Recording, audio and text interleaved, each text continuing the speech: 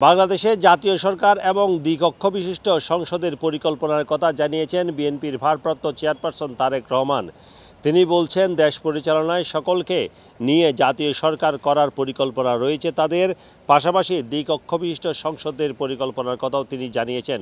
তবে তিনি বলেছেন, এসব শুধু তার পরিকল্পনা, তার সদিচ্ছা। এক্ষেত্রে জনগণের সমর্থন প্রয়োজন এবং জনগণের সমর্থন পেলেই তিনি এগুলো বাস্তবায়ন করবেন। বিএনপির ভারপ্রাপ্ত চেয়ারপারসন আজ বুধবার ঢাকা বিভাগের মাঠ পর্যায়ের নেতাকর্মীদের সঙ্গে মতবিনিময় অনুষ্ঠানে এসব পরিকল্পনার কথা বলেন।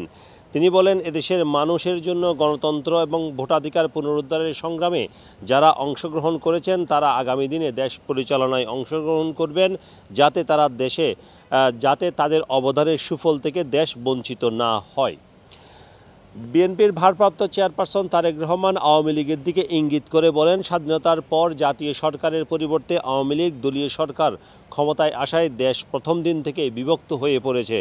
ফলে একটি বিরাট অংশ ইচ্ছা থাকা সত্ত্বেও দেশ গঠনে কোনো অবদান রাখতে পারেনি। স্বাধীনতার পরপর জাতীয় ঐক্যের শক্তিকে ব্যবহার না করে সেদিন যে সুযোগ হাতছাড়া হয়েছে, আগামী দিনে আমরা তার পুনরাবৃত্তি চাই না।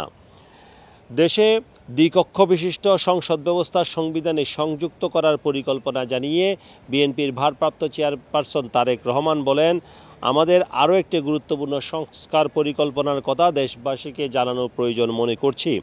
দেশে প্রথাগত রাজনীতির সাথে সম্পৃক্ত নন, কিন্তু দেশ গঠন, উন্নয়ন এবং পরিচালনায় অংশগ্রহণ করতে চান এমন অসংখ্য জ্ঞানী গুণী শিক্ষক, শিল্পী, সাহিত্যিক, সাংবাদিক, গবেষক, চিকিৎসক, বিশেষজ্ঞ ও মানবাধিকার কর্মী রয়েছেন। কিন্তু বর্তমান সাংবিধানিক কাঠামোতে তাদের সংসদ সদস্য হিসেবে অবদান রাখার সুযোগ নেই।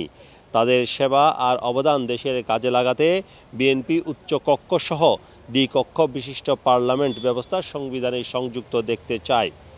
তারেক রহমান বলেছেন, আমি বিনয়ের সাথে শুধু আমাদের আগামী দিনের পরিকল্পনা আর সদিচ্ছার কথা আপনাদের জানাতে পারি, কারণ আমরা জানি দেশের মানুষের সমর্থনই কেবল আমাদের পরিকল্পনা বাস্তবায়নে সহায়তা করতে পারে।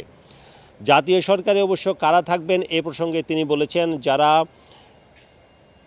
জাতীয় সরকারের জনগণ নিশ্চয়ই তাদেরকে জাতীয় সরকারের সামিল দেখতে চাইবেন না, যারা পুরো দেশকে একটি দল এবং পরিবারের ব্যক্তিগত সম্পত্তিতে পরিণত করেছিল, যারা তথাকথিত উন্নয়নের নামে আমাদের প্রত্যেকের কাঁধে ১.৫ লাখ টাকা ঋণের বোঝা চাপিয়ে হাজার হাজার লাখ লাখ কোটি টাকা বিদেশে পাচার করেছে, যারা গুম, খুন, হামলা, মামলা, নির্যাতনে দেশের মানুষের নাভিশ্বাস তুলেছে, নিত্য প্রয়োজনীয় জিনিসপত্রের মানুষের ধরাছোঁয়ার বাইরে নিয়ে গেছে, আইন, বিচার, নির্বাহী বিভাগ সহ রাষ্ট্রের সবকটি স্তম্ভ ভেঙে গুড়িয়ে দিয়েছে, এমনকি পালিয়ে যাওয়ার পূর্ব মুহূর্তেও শত শত নিরীহ মানুষের রক্তে রঞ্জিত করেছে রাজধানী সহ সারা দেশ।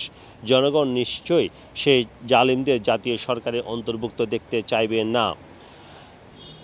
বিএনপির ভারপ্রাপ্ত চেয়ারম্যান তারেক রহমান বর্তমান পরিস্থিতির সাথে যে আস্থা এবং বিশ্বাস, সেটি অর্জনের জন্য জনগণের পাশে থাকার জন্য দলীয় নেতাকর্মীদেরও নির্দেশ দিয়েছেন। পাশাপাশি তিনি বলেছেন, বর্তমানে একটি অদৃশ্য প্রতিপক্ষ রয়েছে এবং সেই প্রতিপক্ষকে মোকাবেলায় নিজ নিজ জ্ঞান এবং প্রজ্ঞা ব্যবহার করার জন্য তিনি দলীয় নেতাকর্মীদের প্রতি আহ্বান জানান। Sarwar Hossain, top news, London.